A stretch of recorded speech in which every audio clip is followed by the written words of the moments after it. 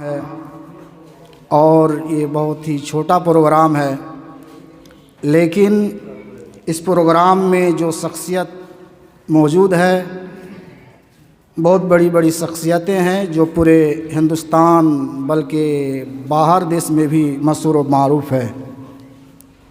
مجھے 10 منٹ کچھ بات کہنے کا موقع دیا گیا، میں جرات نہیں کر سک رہا ہوں، لیکن چونکہ میرے دل میں جذبہ ہے کچھ سیکھنے کا، اسی لیے میں نے ہمت کر لیا ہے۔ اور چونکہ فضیلت الشیخ جناب مولانا انعام الحق مدنی صاحب میرے استاد ہے اور استاد کے سامنے کچھ بولنا یعنی سیکھنا ہے، اس لیے میں نے ہمت کر لیا ہے۔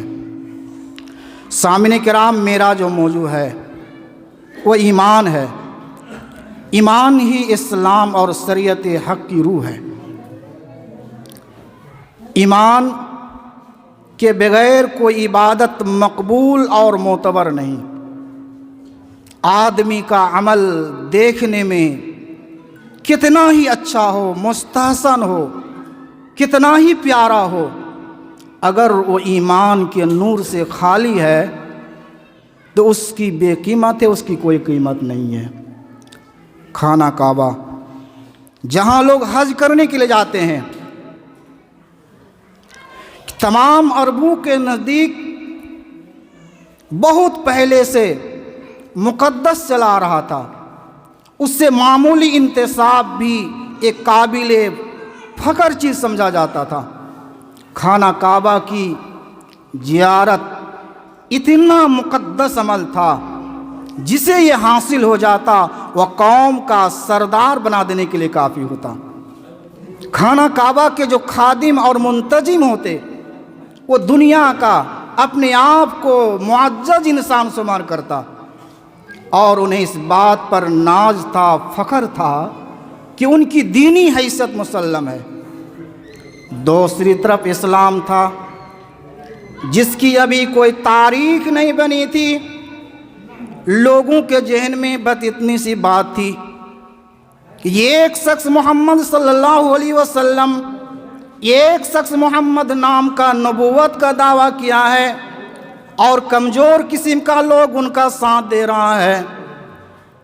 ایسی حالت میں اللہ کی طرف سے وحی نازل ہوئی، اجعلتم سقایۃ الحاج و عمارۃ المسجد الحرام کمن آمن باللہ والیوم الآخر،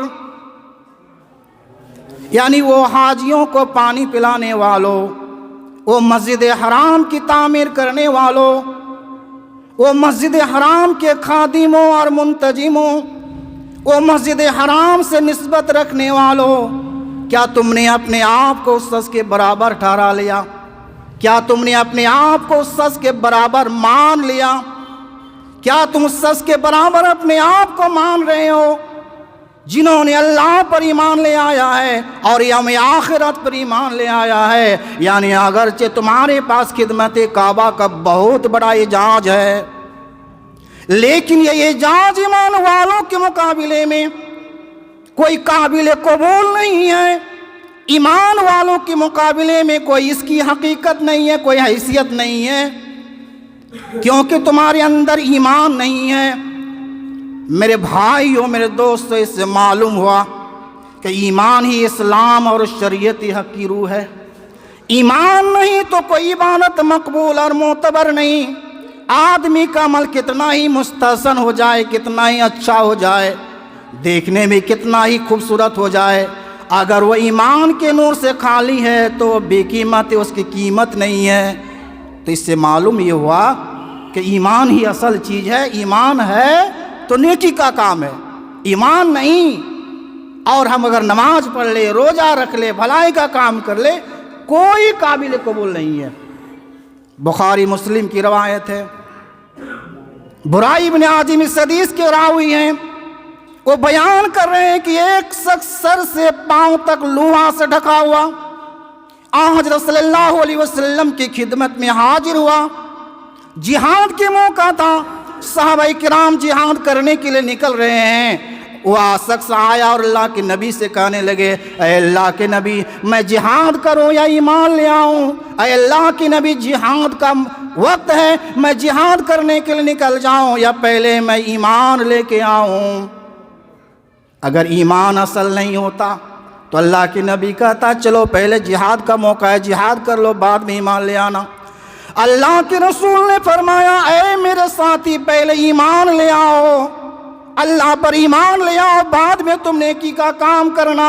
وہ شخص ایمان لے کے آتا ہے اور اللہ کے راستے میں وہ جہاد کرتے ہیں اور وہ شہید ہو جاتے ہیں۔ اللہ کے رسول بولتے ہیں میرے ساتھیوں، میرے دوستوں، دیکھو اس نے تھوڑا سا کام کیا لیکن اجر بہت دیا گیا ہے، کیونکہ اسلام لانے کے بعد وہ اس دنیا سے رخصت ہو گئے، شہید ہو گئے۔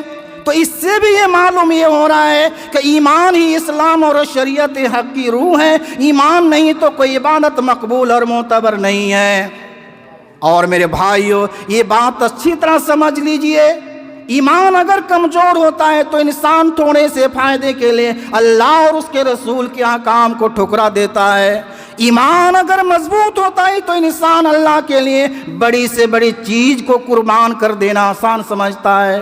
ایمان اگر کمزور ہوتا ہے تو انسان کو دنیائی حوادث کا ایک معمولی جھونکا بھی انسان کے لیے ناقابل برداشت بن جاتا ہے۔ ایمان اگر مضبوط ہوتا ہے تو انسان راہ خدا میں بڑی سے بڑی چیزیں قربان کر دینا آسان سمجھتا ہے، اپنی جان کو بھی قربان کرتا، اپنے مال کو بھی قربان کرتا، وہ نیڈر ہو جاتا ہے۔